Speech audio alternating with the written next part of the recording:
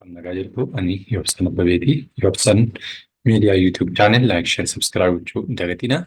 Egaa akkuma yeroo darbe keessatti barnoota kutaa adda addaa waliin ilaalaa turre. Irrammoo moodeelaa kutaa ja'affaa barnoota safuu kan jedhu kan waliin ilaallu ta'a jechuudha. Yoo isinitti tole laayik, sheer, sabskiraayib, kooment gochuu hin dagatinaa. Egaa barnoonni safuu barnoota kana dura baratamaa hin turre yookiin immoo baay'inaan baroota darban keessatti hin beekamnedha. Haa ta'uyyuu malee yeroo kana haga moodeela kee irratti iyyuu bahutti dhufee jira jechuudha. Kanaaf moodeelli safuu yookiin barnoota safuu jedhamullee akka barsiisaa jirudha jechuudha. Barnoonni safuu kun egaa safuu hawaasa keessa jiru yookiin immoo hawaasni tokko akkaataa kamittiin waa tokko safeeffata yookiin immoo beekee waa tokko ittiin jiraata yookiin immoo ittiin gaggeeffamaa isa jiru sana kan nu barsiisudha jechuudha. Kanaaf safuuni barnoota mataasaa danda'e kan qabaatudha jechuudha. Moodeela kutaa ja'affaa fi akkasuma kutaa 8ffaa irratti illee yeroo har'aa kana kan kennamaa jiru jechuudha.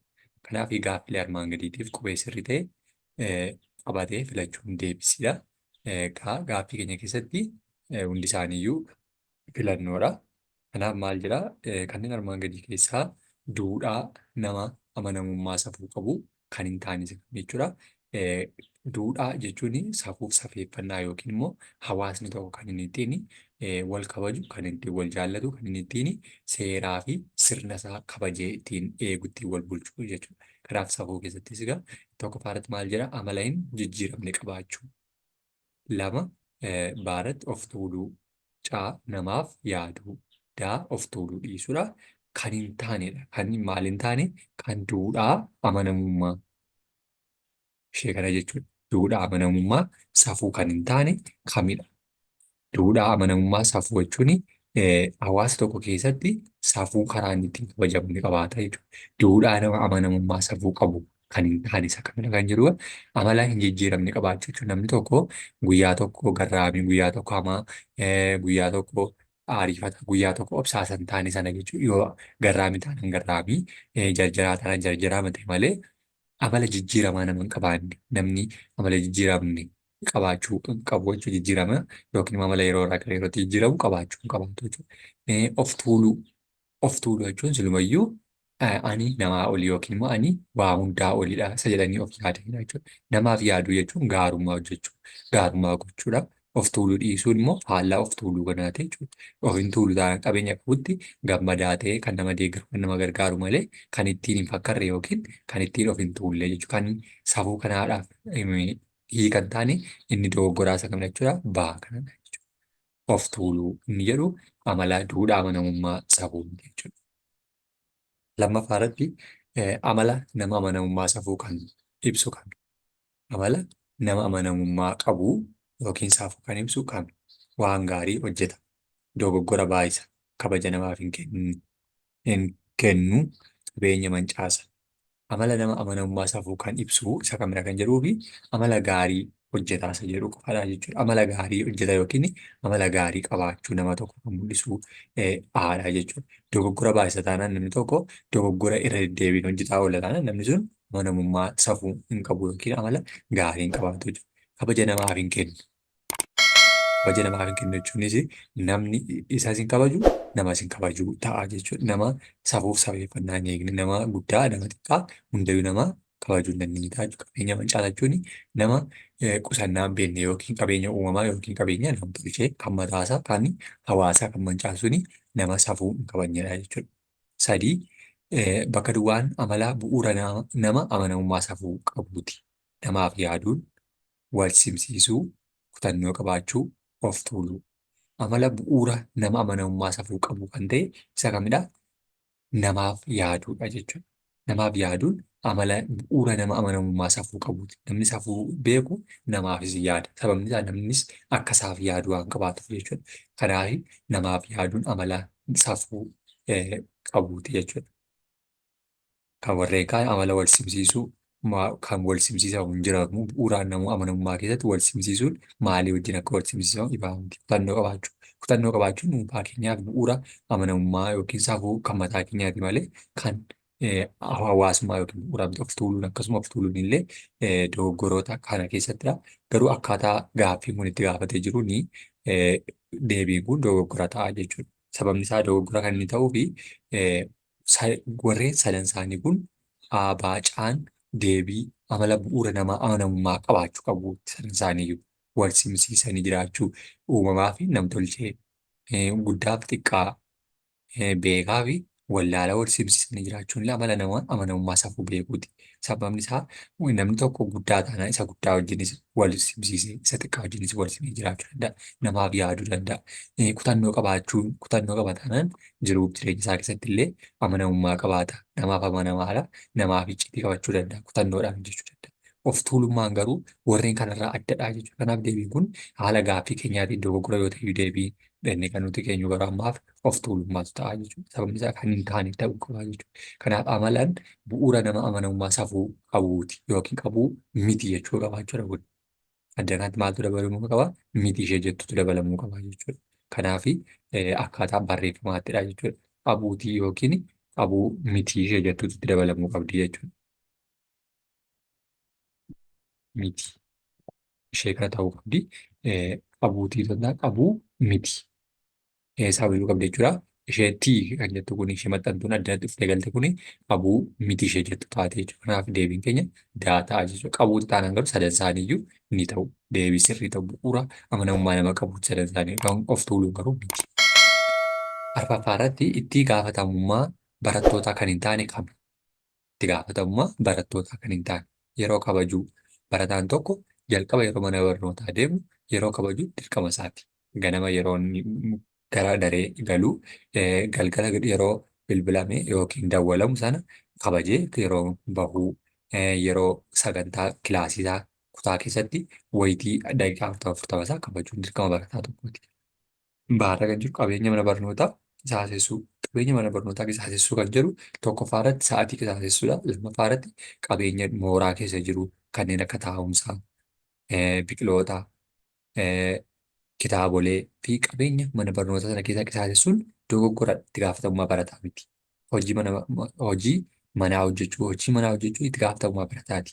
Dirqama barsiisaan tokko hojii manaa hojjedhuu yoo jedhe barataan tokko dirqama hojii manaa hojjetee dhufuunsaa dirqama isaa jechuudha. Daarratti hojjettoota mana barumsaaf ulfina kennu dirqama barataati.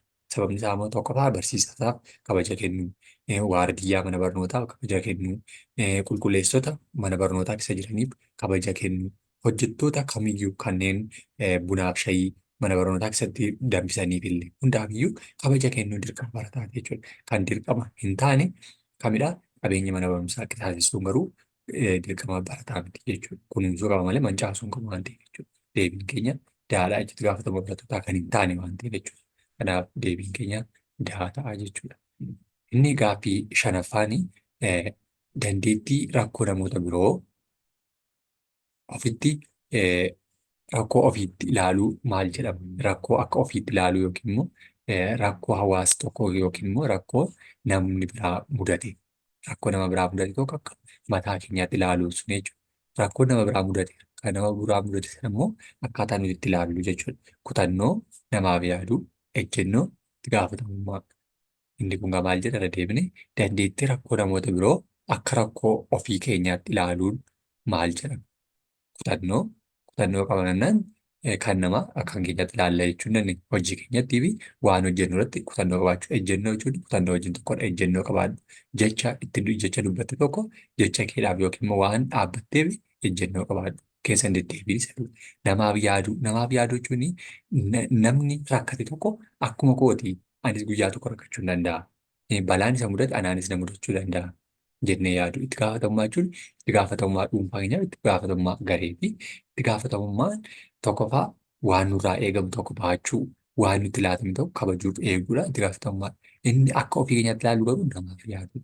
Namaaf yaaduun balaan namni tokko irra ga'e yookiin namni tokko har'a nu bukkeetti beela'ee kufeera tanaan yoo cal jennee ilaalle balaan sun akka ofii keenyaatti ilaaluu dhiisuu dandeenya. Boraanis beela'uu hin danda'a. Boraanis miidhamuu hin danda'a. Boraanis rakkachuu hin danda'a. Jedhanii yaaduu dhiisuudha jechuudha. Kanaaf akka ofiitti ilaaluun namaaf yaadu. Ja'affaa irratti kanneen armaan gadii keessaa himni soba ta'e kami? Namaaf yaaduun miira namoota biroo hubachuu sirriidha. Kuni sirriidha. Amallii fi gochi namoota amanamummaa qabanii wal fakkaata. Amallii fi gochi namoota amanamummaa qabanii wal fakkaata dhugaadha.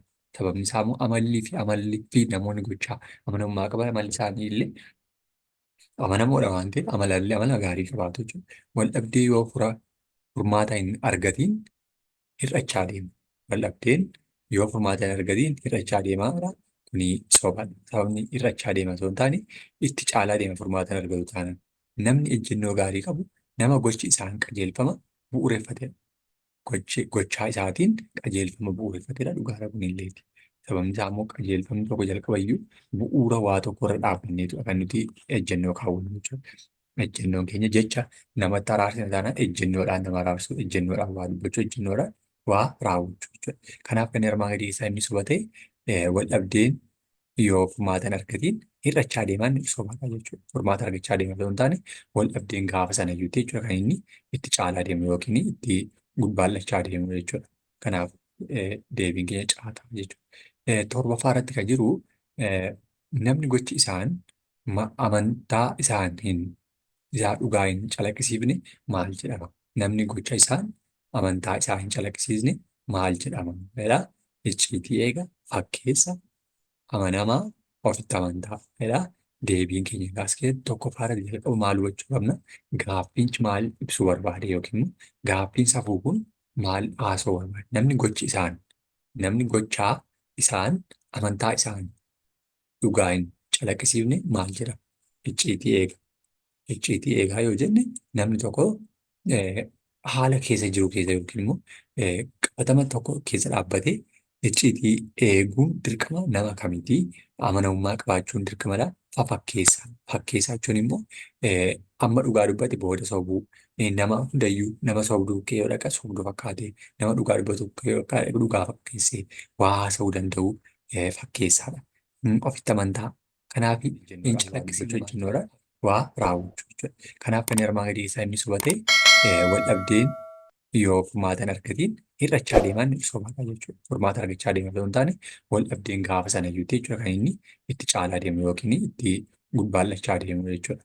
Kanaaf deebiin keenya caataa jechuudha. Torbaffaa irratti kan jiru namni gochi isaan amantaa isaan isaa dhugaa hin calaqqisiifne maal jedhama? Namni gocha isaan amantaa isaa hin calaqqisiisne maal jedhama? Icciitii eega fakkeessa amanamaa ofitti amantaa. Deebiin keenya gaas keessatti tokkoffaa irratti jalqabu maal hubachuu qabna?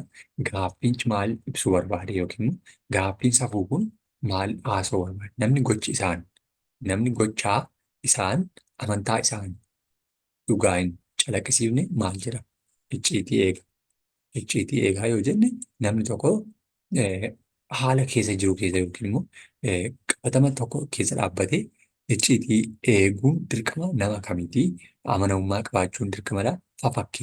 Fakkeessaa jechuun immoo amma dhugaa dubbate booda sobuu nama hundayyuu nama sobduu kee yoo dhaqa sobduu fakkaatee nama dhugaa dubbatu dhugaa fakkeessee waa haasa'uu danda'u fakkeessaadha. Ofitti amantaa. Kanaaf hin calaqqisiifne maal jedhama? Fakkeessaa jedhama jechuudha. Icciitii eega jechuun namni tokko icciitiitti laatame yookiin icciitii isatti kenname nama eeguu danda'u ta'etu argama jechuudha. Nama icciitii eegu ta'e yeroo argamu icciitii isaa kabajee hawaasni akka isa jaallatu taasisa. Amanamummaa qabachuun icciitii eega waan ta'eef nama namaa jechuudha. Namni kanaaf icciitii isaa itti himuu sodaatu jechuudha. Maaliif? Amantaa qaba waan ta'eef. Nama nama waan itti himame waan itti laatame qabee tursuu danda'a. Ofitti amanachuun immoo namni tokko waan dhugaarra dhaabbatee ofitti amanamummaa qabaatee waa kamiyyuu hojjechuu raawwachuu isa danda'udha jechuudha. Kanaaf namni hin calaqqisiifne garuu fakkeessaadha. Fakkeessituu jechuun immoo isa dhugaa bukkee dhugaa fakkaatee sobduu bukkee sobduu fakkaatee waa hundayyuu fakkaata iddoo tokko miti yaadisaa yookiin qalbiin isaa dhaabbataa miti jechuudha. Kanaaf caataa deebiin jechuudha. Saddeettaffaa irratti hawaasa amanamummaa safuu qaburraa gochiin eegamni qaba. Amanamummaa yookiin immoo hawaasa waan jedhe tokkotti amanu sanarraa kan hin eegamne jechuudha. Hawaasa amanamummaa safuu qaburraa gochiin eegamni qaba. Gochi isaa nama sanarraa hin eegamne yookiin immoo irraa hin argamne egaa tokkoffaa irratti maal jedhaa? Rakkoo furuu gaafa jennu jalqabuma irratti gocha amanamummaa safuu qabudha. kan ta'e tokkoyyuu rakkoo furu. Rakkoon uumame tokko battala rakkoo sana namni furuu danda'u nama dandeettii amanamummaa safuu beekudha jechuudha. Salphaatti waadaa galuu. Salphaatti waadaa galuu kun egaa tokkoffaa waadaa salphaatti galuun kun gochaa amanamummaa keessaa isa xiqqaa yookiin isa gadaanaadha jechuudha. Sababni isaa salphaatti waadaa galee taanaan salphaatti waadaa diiguus danda'a jechuudha. Namni amanamummaa guddaa qabu tokko dafees waadaan galuu waadaa gales immoo dafee hin diigu. Caarra kan jiru aadaa hojii cimaa qabaachuu. Aadaa hojii cimaa qabaachuu jechuun industiriisnes isa jennu jechuudha. Inni aadaa hojii cimaa qabaachuun namni tokko hojii isa hojjechuu keessatti hojii kamiyyuu osoo hin tuffatiin xiqqaa guddaatu hin jedhiin bareedaa fokkisaatu hin jedhiin hojii argate namni hojjetu aadaa hojii cimaa qabaachuudha jechuudha. Kanaaf kuni gocha amanamummaa nama safuu qabu ta'e jireenya isaanii fooyyessuuf tattaafachuu jireenya ofii fooyyeffachuuf tattaafachuun illee dhibaa'ummaa keessaa bahanii of ta'anii ofirra darbanii hawaasaaf ta'uu maatiif ta'uudhaaf jechuudha. Kanaaf inni kunis illee amanamummaa safuu kan qabudha jechuudha. Kan gochi hin taane garuu isa kamidhaa baadhaa jechuudha. Gurguddaa kana kan jiru. Baachuun salphaatti waadaa galuun amanamummaa safuu hawaasa tokkoo miti jechuudha. Sababni isaa salphaatti waadaa galee salphaattis immoo waadaa sana kaaduu danda'a yookiin shaaruu danda'a jijjiiruu danda'a waan ta'eef amanamummaa kan qabu eegamu jechuudha. Sagal kanneen armaan gadii keessaa kamtu miidhaa amanamummaa safuu agarsiisa. Miidhaa jechuun amanamummaa miidhama yookiin balaa geessisuu kan danda'u kan agarsiisu jechuudha. Icciitii eeguu. Icciitii eeguu jechuun miidhaa geessisuu hin taane miidhaa hedduu hambisa.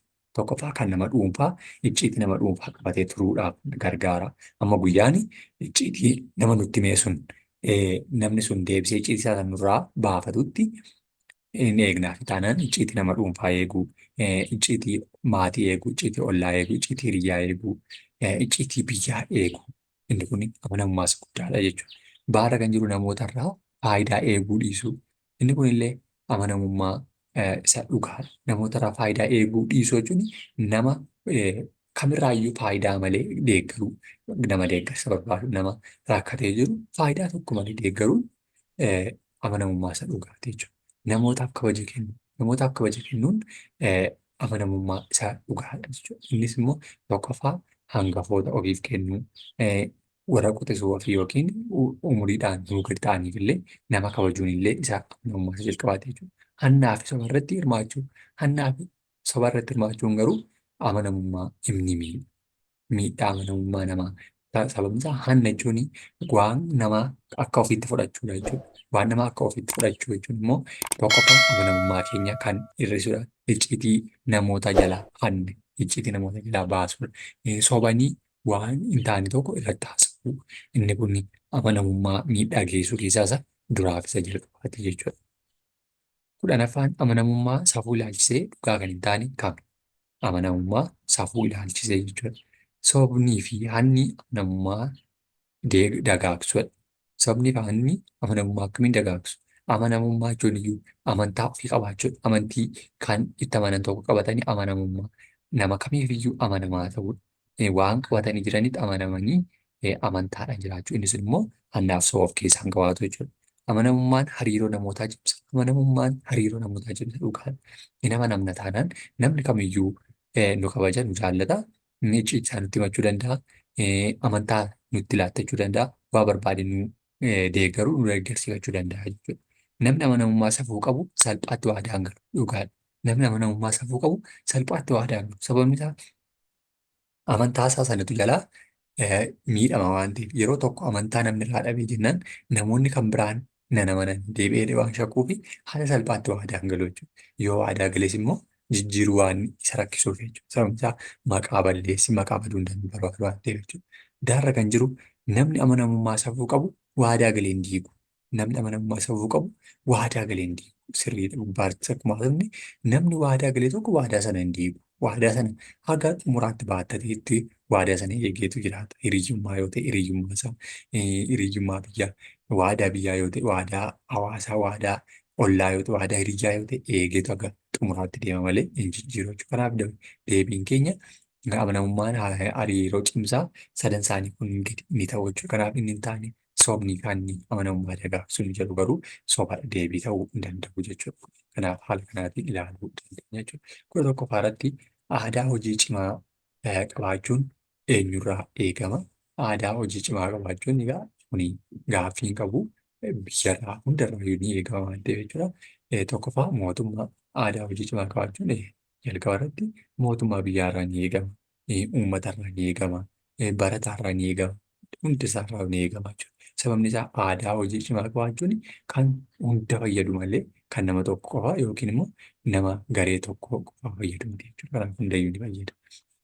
Lama amaloota amanamummaa armaan gadii keessaa tokko adda. Amaloota amanamummaa armaan gadii keessaa tokko adda. Waadaa galan raawwachuu. Inni kun dhugaadha. Amala amanamummaa isa dhugaadha jechuudha. Rakkoof furmaata kennuu kunis isa dhugaadha. Sababni isaa rakkoon uumameera rakkoo sanaaf furmaata namni kennu nama cimaa nama hubataa nama amanamummaa qabudha jechuudha. Nama kutannoo fi murannoo qabudha jechuudha. Rakkinaaf jilbeenfachuu inni kun rakkinaaf jilbeenfata taanaan namni kamiyyuu amaloota amanamummaa hin ibsu jechuudha. Namni amaloota namummaa safuu ibsu rakkinaaf hin jilbeenfatu. Daara kan jiru haala kamiyyuu keessatti seera bu'uura hojiirra oolchuu. Seerri karaa kamiiyyuu bu'uura hojiirra ooludha jechuudha. Seera heerarraa kaasee gara seeraatti dhufa. Seerri immoo dambii wanta tokkotti dhufu. Kanaaf namni kamiyyuu isa kabajuu danda'a jechuudha. Kan hin taane isa kamidhaa? Rakkinaan jilbeenfachuun isa amanamummaa hin taanetti jechuudha. Sadii isa kamtu miidhaa amanamummaa safuuti. Isa kamtu miidhaa amanamummaa safuuti. Araadaaf saaxilamuu. Araadaaf saaxilamuu jechuun tamboo tuutuu, dhugaatii dhuguu, amaloota arrabsoo, nama adda addaa arrabsoo, amaloota hafee kanneen jedhaman agarsiisuun amala araadaaf saaxilamuuti jechuudha. Amantaa namoota biroo kabajuu. Amantaa namoota biroo kabajuu jechuudha amantaawwan biyya keessa jiran amantaawwan ortodoksii, pirootestaantii, musliima, waaqeffataa fi kan amantaa hin qabne kamiyyuu waan inni itti amanu kamiiniyyuu waa barbaadetti waamaniyyuu namoota sanaaf amantii isaanii maal gochuudha? Kabajuufi. Yoo ati amantaa isaanii kabajjee fi amantaa kee sii kabaju waan ta'eef jechuudha. Kanaaf lamaan isaanii warra sirriiti. Qabeenya kunuunsuu. Qabeenya kunuunsuun immoo qabeenya uumaa, qabeenya namtolcheeti. Qabeenya namtolcheen ijaarsawwan namoonni harka isaaniitti ijaaran yeroo ta'u, qabeenya uumamaa immoo kan uumaan jalqaba jiru kanneen akka bishaan, gaarreen, biqiloota uumamaan jiran, bineensota uumamaan jiran isaan sana kunuunsuun amanamummaa dhugaati. Maatii fi maanguddoo kabajuu. Maatii fi maanguddoo kabajuun illee amaloota maaliiti jechuudha? Amaloota safuu safeeffannaati jechuudha. Maatii ofii jalqaba kabajuu, hiriyoota, quxisoota, ijoollota xixiqqoo kabajaa deemu, maanguddoota hin kabajuu, gorsaa fi eebbarraa fudhatu waan ta'eef jechuudha. Kan safuutti kan hin taane isa kana jechuudha. Araadaaf saaxilamuun isa hin taanedha jechuudha. Inni kun isa balaa ta'edha jechuudha. Kanaaf inni kun hin ta'u jechuudha. Gaaffii arfaffaa irratti gaafa darbinu seera ilaalchisee himni sirrii hin taane kami? Seera ilaalchisee jechuudha. Seera jechuun kan heeraa gadii ta'e jechuudha. Kan heerri bu'uura heeraa qabatee heeraa gaditti hojiirra oolu jechuudha. Inni immoo tokkoffaa irratti seerri ni jijjiirama. Seerri ni jijjiirama. Karaa kamiin jijjiiramuu danda'a? Naannoo irratti, bu'uura afaanii irratti, aadaa irratti jijjiiramuu danda'u. Sababni isaa naannoo tokko keessatti fakkeenyaaf naannoo Oromiyaa keessatti seerri Oromoodhaaf hojjetuu fi seerri naannoo Beenishaangul Gumuz yookiin Gambeellaa keessatti hojjetu garaagarummaa qabaachuu danda'a. Sababni isaa naannoo Oromiyaa keessatti seerri tumamu seerri uffata uffatanii deemuun dirqama jedhee baase dirqama ta'uusaa ni beeka sabni jechuudha. Naannoo Beenishaangul Gumuz yookiin naannoo Gambeellaa keessa yoo deeme immoo mudhii ol qullaa deemuu yookiin immoo osoo uffatan uffatiin qaama saala isaanii qofa dhoksanii warreen uffatanii deeman sun naannoo sanatti seera jechuudha. Seerri kun kanaaf jijjiiramaa ta'uu danda'a jechuudha. Akkasuma seerri hojii Oromiyaa keessatti ittiin hojjetanii fi naannoo Afaaritti hojjetan tokko miti. Naannoo Afaar haala gammoojjummaatiin seerri naannoo gammoojjummaa ilaalchisetti himama. Naannoo gadii keessa jiraniif immoo iddoo biraadha jechuudha. Kan hin jijjiiramuu dandeenye heeradha jechuudha. Waliigalli seera seerotaa waan ta'eef heerri seerota kana hundaaf bu'uura ta'etu gadi tumama. Seera garuu naannoo isaanii. Seerri kun immoo gara dambiitti jijjiirama. Qajeelfamoota xixiqqootti dambiiwwan naannoo keessatti mana barnootaatti gandarratti waajjiraalee adda addaatti garaagarummaa uumu jechuudha. Kanaaf seerri ni jijjiirama dhugaadha. Jijjiiramuu danda'a jechuudha. Eh, Seerri yeroo dheeraa turuu danda'a. Seerris yeroo dheeraaf turuu danda'a. Naannoo tokkis haala naannoo sanaa ilaallateen jechuudha. Seerri lammiilee hundaaf walqixa dhugaadha kun. Lammiilee kamiifiyyuu guddaa xiqqaa osoo hin jedheen dhalaa dhiira osoo hin jedheen hundaafiyyuu walqixa. Seerri amantaa lammiilee ni quucarsa. Seerri amantaa lammiilee ni quucarsa kan jedhu sun garuu hin quucarsu. Quucarsuu jechuun akka hin guddanne taasisuu jechuudha. Akka hin guddanne taasisuun mirga hin qabu. Seerri mirga amantii keessa galuuyyuu mirga hin qabu. Amantiinis seera keessa galuu mirga hin qabu. Kanaaf seerri amantaa ni quucarsa otoo hin taane ni jabeessa, ni kabaja, ni jajjabeessa jechuudha. Kanaaf kan hin taane seerri amantaa lammiilee ni quucarsa inni jedhu sirrii miti jechuudha. Shanaffaa irratti kan jiru maalummaa seeraa kan ibsu kami jedha. Maalummaa seeraa. Maalummaa seeraa jechuun seerri maal akka ta'e yookiin seerri maaliin akka ibsamu kan argisiisu isa kamidha. Seerri afaan, amantaa fi aadaa hawaasaa kabajuuf gargaara. Dhugaadha kun. Sirriitti seerri jalqabayyuu afaan hawaasni tokko ittiin beekuun gaggeeffamu, afaan hawaasa sanaa guddisuu, kabajuu, dagaagsuu keessatti gahee qabaata. Amantaa akka amantaan wal hin miine yookiin amantaa sana keessatti miidhaan hin gaggeeffamne seerri ni ittisa. Daawwataa amantaa hundayyuu jechuudha. Aadaa sirbaa, aadaa nyaataa, aadaa dhugaatii, aadaa waliin jireenyaa, aadaa fuudhaa fi heerumaa, aadaa awwaalaa ni tiksa ni kabajaa fi garaagarummaa hawaasa gidduu jiru babal'isa. Seerri garaagarummaa babal'isaa osoo hin taane garaagarummaa dhiphiseetu tokkummaan akka waliin jiraatan garaagarummaan akka dhiphatu ni taasisa malee inni kuni isa sirrii miti jechuudha. Caarra kan jiru jireenya dhala namaaf bu'aa hin qabu. Jireenya dhala namaaf bu'aa hin qabu qaba. Sababni isaa immoo jireenya dhala namaaf bu'aa kan inni qabaatu tokkoffaa irratti namni seeraaf heeraan akka inni gaggeeffamu, qajeelfamaan akka inni jiraatu, sodaa seeraa jalatti akka inni jiraatu, akka inni wal kabaju, akka inni seera cabsee wal hin miine, akka inni amantaa namaa hin sarbine, akka inni mirga namummaa fi mirga dimokiraasii hin cabsine ni eegaa jechuudha. Kanaaf dhala namaadhaaf maalidha? Ni fayyadaa jechuudha. Mootummaa qofatu seera kabachiisa. Sobaadha kunillee. Mootummaa qofa miti kan seera kabachiisu. Seera kan kabachiisu jalqabayyuu hawaasadha. Seera sana kan tumatu hawaasadha. Mootummaa jechuun hawaasa jechuudha. Mootummaan jiraachuuf hawaasni jiraachuu. Kanaaf mootummaan qofaasaa waa gochuu hin danda'u. Kan mootummaa filatu hawaasa waan ta'eef hawaasni maatii keessatti maatii irraa gara ollaa, ollaa irraa gara naannoo, naannoo irraa jecha gara gandoota, gandoota irraa darbee gara godina, godina irraa gara naannootti deemeetu hundisaa seera kabajuun dirqamadha jechuudha. Maalummaa seeraa kan ibsu seerri afaaniif aadaa saba kamiiyyuu kan kabajuu fi kan dagaagsu waan ta'eef jechuudha. Deebiin keenya haadha jechuudha. 16 bakka duwwaa mallattoo walabummaa biyyaati. Bakka duwwaan mallattoo walabummaa biyyaati. Fedhiin dhuunfaa. Fedhii dhuunfaa jechuun akkaataa dhuunfaa ofii qofaatti jiraachuudha. Kanaaf walabummaa biyyaa ta'uu hin danda'u. Deebiin isaa inni ta'uu hin danda'u jechuudha. Qabeenyi mallattoo walabummaa biyyaatidha. Qabeenya jechuun qabeenya malee hawaasni qabeenya sanatti hin fayyadamu taanaan qabeenyi walabummaa biyyaa ta'uu hin danda'u. Birmadummaa itti gaafatamummaa birmadummaa jechuun bilisa bahuu yookiin immoo mirga bilisa bahanii hawaasni tokko mirga afaan isaan dubbachuu, mirga afaan isaan barachuu, mirga bakka bakkatti socho'uu, mirga lubbuun jiraachuu, mirga dimokiraasiyaa, mirga namummaa isaa kan isaaf kabajuuchiisu birmadummaa. Itti gaafatamummaa jechuun itti gaafatamummaa dhuunfaa fi itti gaafatamummaa gareetii. Itti gaafatamummaan sun immoo walabummaa ta'uu hin danda'u. Birmadummaan garuu mallattoo walabummaa biyyaati. Birmadummaa jechuun qaama kamiiniyyuu bitamanii hin jiran yookiin bilisa ta'anii jiraachaa jiru jechuudha. Inni suni birmadummaa hawaasummaa jennaan jechuudha. Walabummaa biyyaati kun. Birmadummaan mallattoo walabummaa biyyaati. Sababni isaa immoo fakkeenyaaf Itoophiyaan biyya walabummaa ishee yookiin birmadummaa isheetiin jiraachaa jirtudha kan Afrikaa jedhamuu fi bara Xaaliyaanii injifatte waan ta'eef birmadummaa mataa isheetiin innis immoo walabummaa biyyattii taatee kabajamteef jechuudha. 17 kanneen armaan gadii keessaa tokko barbaachisummaa seera kabajuu miti. Seera kabajuun hin barbaachisu jedhu jechuudha. Tokkoffaa nageenyi boora'uu. Nageenyi boora'uun hawaasa kamiifiyyuu miidhaa malee bu'aa hin qabaatu. Nageenya kabachiisuu. Nageenya kabachiisuun immoo biyyi tokko akka isheen seera kabaju seeraan jiraattuuf ni gargaarani.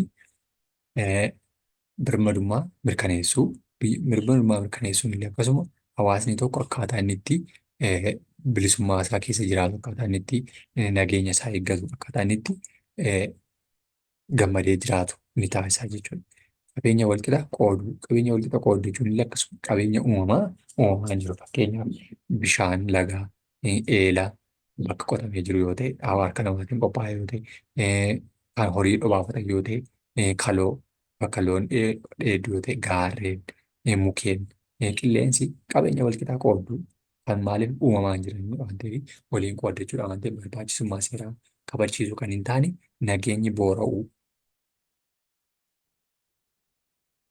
kabajuu miti waan ta'eef nageenyi boora'eera taanaan garuu maaltu barbaachisummaan seera kabachiisuu cabee jira jechuudha. Inni cabee jechuun nagaan hin jiraatu jechuudha. Kanaaf deebiin keenya ta'a jechuudha.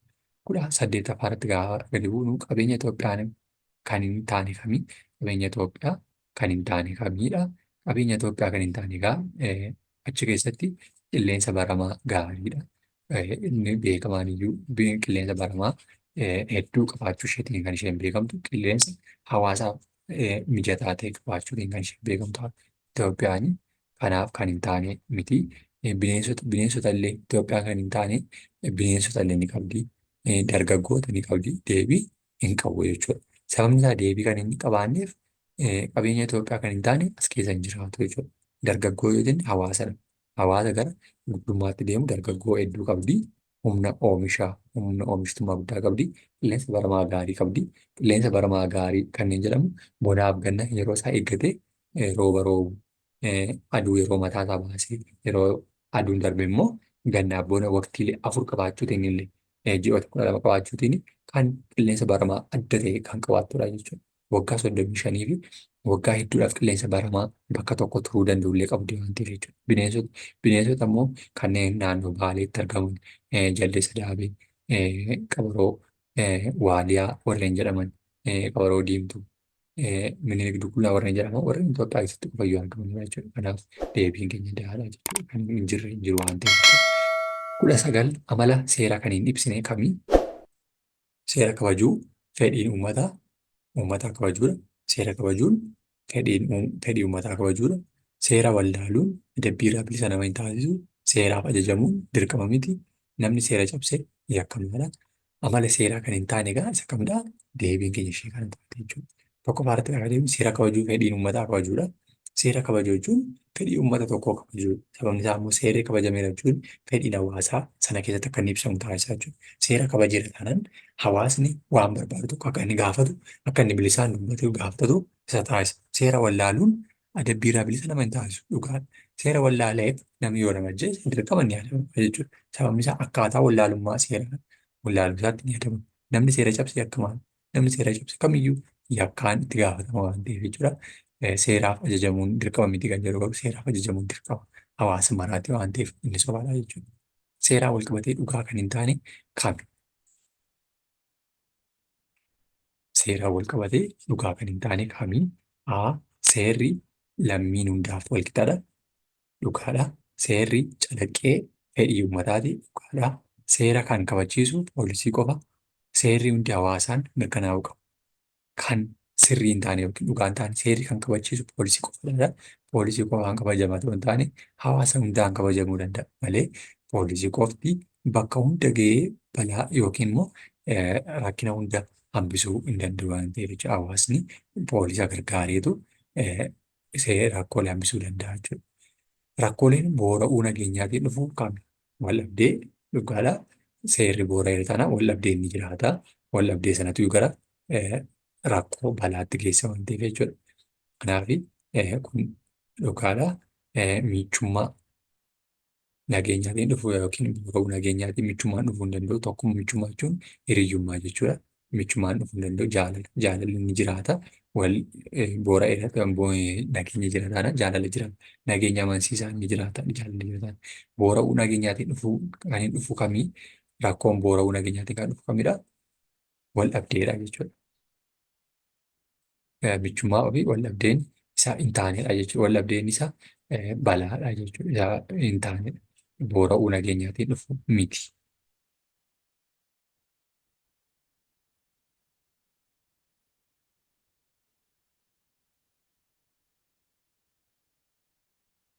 Hiyyeessi rakkoon boora'uu nageenyaatiin dhufu kam?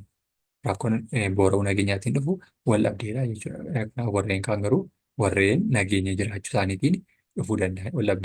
Wal dhabdeen jiraannaan garuu boora'eera nageenya jechuudha. Ibsituu malaammaltummaa kan hin taane kamii? Ibsituu malaammaltummaa kan hin taane matta'aa fudhachuu. Matta'aa fudhachuu jechuun gubboo fudhachuu jechuudha. Firummaan hojjechuu kunis isa osoo namni kan biraan nama dhugaa qabu hojjetamuu qabu firummaan hojjechuu inni kuni malaammaltummaadhaan matta'aa kennuu. Inni kun immoo warra matta'aa kan fudhachuu sana wajjin matta'aa nama kenneedha. Namni kennes akka uummataaf tajaajila sirrii kennuu kan hin taane garuu ibsituu malaammaltummaa kan hin taane kanadha jechuudha. Uummataaf tajaajila sirrii kennu. Faayidaa gibiraa seeraan kaffaluu kan hin ibsine isa kam? Gibirri gaafa kaffalamu tajaajila hawaasa deeggara waan ta'eef gibiraa kaffaluu kan hin taane immoo galii mootummaa dabala dhugaadha kuni waliigaltee mootummaa fi uummataa cimsa dhugaadha tajaajila hawaasummaa bal'isaa dhugaadha wal dhabdee uumaa inni jedhu sobaadha. Sababni isaa gibirri gaafa kaffalamu tokkoffaa daandiitu hojjetama mana barnootaatu ijaarama hospitaalaa fi mana yaala fayyaa waajjira poolisii waajjira tajaajila hawaasaatu ijaarama waan ta'eef dhugaa hin ta'u jechuudha. Wal dhabdeen garuu balaasa uumuudha jechuudha. Gochi irra caalaatti hooggantoota mootummaatiin raawwatamu kamii? Gibira dhoksuu dhugaadha. Daddabarsa daa'immanii iddoo tokko tokkotti inni raawwatama dhugaadha. Malaammaltummaa mirga namootaa sarbuudha. Inni sanaan raawwatamu isaa kamidha? Malaammaltummaa hojjechuudha jechuudha. Irra caalaatti yookiin gochi irra caalaatti hooggantoota mootummaatiin raawwatamu gibira dhoksuu gibirri haala tokko tokkoon dhokachuu hawaasa hundaaniyyuu gaggeeffamuu danda'a. Sababni isaa daldalaatiin dhokachuu danda'a karaa adda addaatiin jechuudha. Seera kabajuu dhabuunis raawwachuu danda'u. Daddabarsa daa'immanii isaanii raawwachuu irraa xiqqooshee balaa warreen daldalaatiin raawwatama. Mirga namootaa sarbuudha. Mirga namootaa namni humna qabu kamiyyuu hin darba. Garuu malaammaltummaa baay'inaan kan isaan hojjetanidha jechuudha.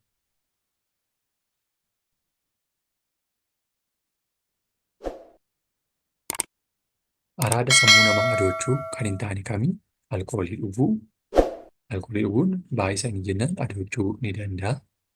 Akkasumallee nyaata nyaanni taanaan illee ni adoocha. Akkasuma caatiin immoo kallattiin adoochuu danda'a. Buna dhuguu. Buna dhuguunis yoo baay'ate adoochuu danda'a garuu hanga tokko warreen kaan irraa gadidha. Jimaa qama'uu ni adoocha. Tamboo xuuxuu ni adoocha. Kan hin taane garuu isa kamidha? Buna dhuguu. Buna dhuguun tokkoffaa jaalala nagaa araaraa fi boqonnaa sammuu laata akkasumallee si'aayina sammuudha. Kanaaf namni buna dhuge sammuudhaan adooduu hin danda'u. Sammuusaa qaqqabumsa argata malee jechuudha. Tokko dhabamuu haqummaatiif sababa. Gibira seeraan kaffaluu haqummaan jiraate jennaan ni kaffalama waan ta'eef hin ta'u. Seera kabajuu hin ta'u kunillee malaammaltummaa walqixxummaa hojiirra oolchuu haqummaatiif sababa kan ta'u tokkummaa dhabuuf malaammaltummaadha jechuudha. Deebiin keenya xaarra kan jiru jechuudha. Digdamii torbaffaani akkaataan namni tokko haalaa fi gocha isaan namoota waliin ibsatu maal jedhama? Amala, beekumsa, soona, amantii. Akkaataa namni tokko haalaa fi gocha isaan namoota waliin ibsatu maal jedhama? Amaladha, beekumsadha, soonadha, amantiidha. Kan inni waliin ibsatu amala isaati. Gochadha jalqabni amalli nama tokko kan inni ittiin ibsamu amala isaa irratti waan ta'eef jechuudha. Kanneen armaan gadii keessaa kamtu madda amala gaarii ta'uu danda'a? Amala gaarii tokko yookiin immoo namni tokko amala gaarii qaba amala gaarii hin qabu isa jennee murteessinuudha jechuudha. Isa sanaaf kan sababa ta'u yookiin kan bu'uura ta'uufi jechuudha. Amala gaarii ta'uu danda'u maatii, filannoo, yeroo hundadha. Kun egaa kamtu madda amala gaarii kan ta'uu danda'u? Maatiin ta'uu danda'u. Filannoo maalii? Filannoo haala keessa jirru keessa teenyee amala gaarii ta'uu danda'u. Yeroon illee amala gaarii ta'uu danda'u.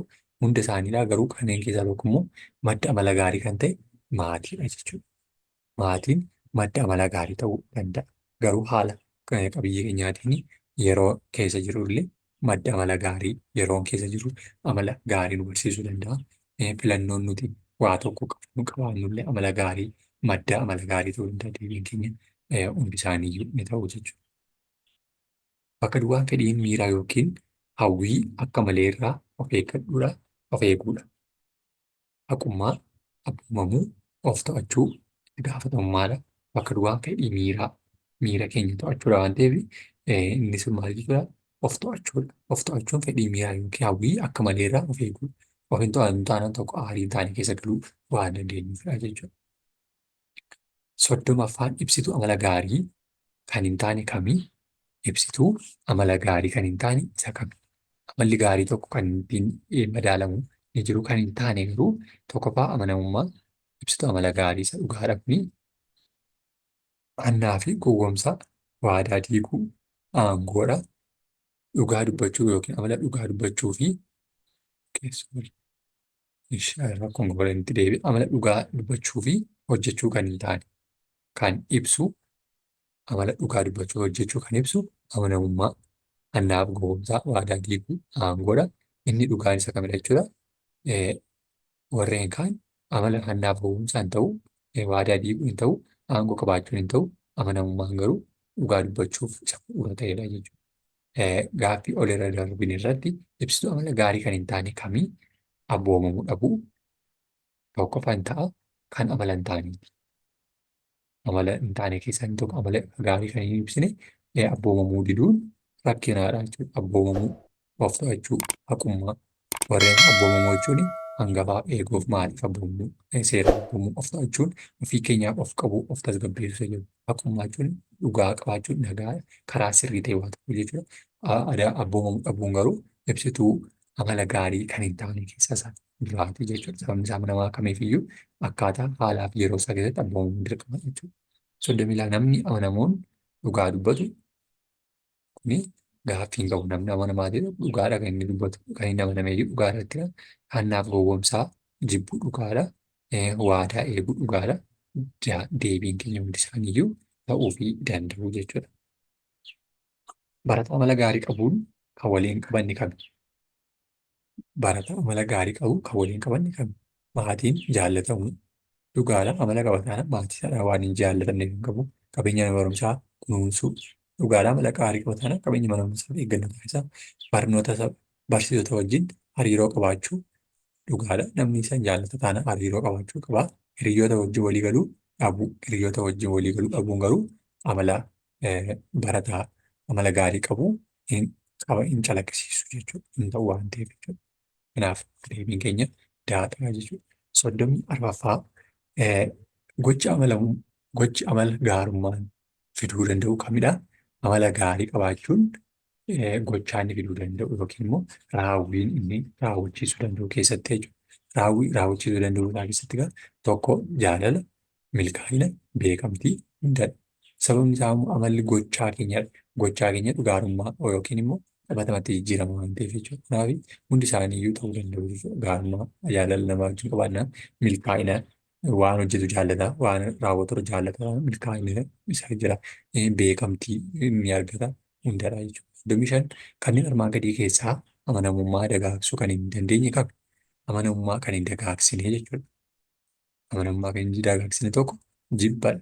Jibbi bakka kamittiyyuu jibbuma waan ta'eef amala gaarii dagaagsuu danda'u. Nageenya sammuu qabaachuun hawaasaaf naannoo keenya mataa keenyaaf ni fayyada. Gammachuu qabaachuun ni fayyada. Ilaalcha gaarii qabaachuun ni fayyada. Warreen kun warreen gaarummaa qabatanidha jechuudha. Kan dagaagsuu hin dandeenye garuu jibbadha jechuudha. Bakka duwwaan dambii fi ittiin bulmaata ta'een waliigaltee qaamolee mootummaa fi uummataatiin kan tumamedha. Bakka duwwaan dambii fi ittiin bulmaata ta'een waliigaltee qaamolee mootummaa fi uummataatiin tumamedha kan jedhu keessatti ta'een kun hawaasnis hirmaatee mootummaanis hirmaatee waliin kan inni ittiin buludha jechuudha. Haqummaa, itti gaafatamummaa, seera, iftoomina deebiin keenya seeradha jechuudha. Seera dambiiwwan xixiqqoodhaaf kan caccabsate ittiin bulu hawaasaa fi mootummaatu baasa. Mootummaan kan baase sana dhaabata hawaasni xixiqqeessee akkaataa isaan malutti ittiin bulaa jechuudha. 37 irratti gaafa gadi buunu duudhaalee safuu hawaasni Itoophiyaa waliin qabu kan hin taane kamii? Duudhaalee jechuun tokkoffaa irratti duudhaa nyaataa, hawaasummaa, fuudhaa fi heerumaa hedduu of keessatti qabachuu danda'a jechuudha. Isaan keessaa kan hin taane keessummaa simachuu ni ta'a kuni aadaa isa kabajamaadha iyyuuti. Hawaasa biratti dhugaa dubbachuun isa dhugaadha. Kennaa harka tokkoon kennuu fudhachuu sobadha kun hin ta'u. Ollaa ofii nagaan ho'aan gaafachuu hin ta'a kun jechuudha. Kan hin taane isa kamidha? kennaa namni namaa laate harka lamaan irraa fudhatu malee harka tokkoon fudhachuun tuffii yookiin immoo si tuffadheera kennaa ati naa laatte kuni nama daanneessa jedhu tuffiidha waan ta'eef harka lamaan irraa fudhachuun dirqama jechuudha. Seeraaf dambii ittiin bulmaata mana barnootaa kan ta'e kamii barattoonni uffata dhuunfaa isaanii akka uffatan taasisuu lakki dambii mana barnootaa osoo hin taane kuni mana isaaniitti yeroo galan isaan uffatan deeggara. Barattoonni muraasni sirna alaabaa akka kabajan taasisuu barataan kamiyyuu mirga fi dirqama isaa bahuudhaaf dirqama alaabaa kabajuu qabu. Barattoonni hundi qabeenya mana barumsaa akka kunuunsan gochuu inni kun dhugaadha. Sababni isaa immoo namni hawaasni mana barumsaa sana keessa galee namni kamiyyuu kunuunsuun dirqama isaa. Barattoonni bilbila qabatanii mana barumsaa akka dhufan taasisuu inni kun mirga osoo hin taane mirga isaanii miti. Dirqama dhiisanii dhufuu qabaatu. Kanaaf deebiin keenya mana barnootaa kan ta'e barattoonni maal ta'uudha? Barattoonni hundi qabeenya mana barumsaa akka kunuunsan gochuun dambii ittiin bulmaata mana barnootaa isa dhugaa ta'edha jechuudha. Deebiin keenya caalaa jiru. 39 miidhaan dhabamuun amala gaarii qaqqabsiisu kamii? Kijibuu amanamummaan qabu taanaan namni tokko inni sobaa qormaataatu hattuu ta'a walirraa korrajuudha. Warreebuu deebiin keenya hundi isaaniiyyuu amala miidhaa wal dhabuu yookiin immoo amala gaarii dhabamuu fiduu keessaa isa tokkoffaa fi isa jalqabaati jechuudha. Inni xumuraa fi inni 40ffaan kanneen armaan gadii keessaa tokko adda barattoota jidduu wal danda'uun jiraachuu dhugaadha inni kun isaa sirriidha inni kuni. Barattoota jidduu wal kabajuun dhabamuu inni kun isaan taanedha. Mana barumsaa irraa hafuu inni kun isaan taanedha. Warreen dogoggora ta'anidha warreen kuni. Qabeenya namaa hatuu warreen kunis warreen hin taanedha jechuudha. Kan tokko kan adda ta'e barattoota jidduu wal danda'uu jiraachuun wal kabajuu wal jaallachuutu jiraata jechuudha. Inni kun isaa amala gaarii isaa kabaja qabaatu ta'etu beekama jechuudha. Akka kanaatti kan nuti ilaalaa ture barnoota safuu yookiin gibira gabbisa jedhan kan 6ffaati. 6ffaa moodeela.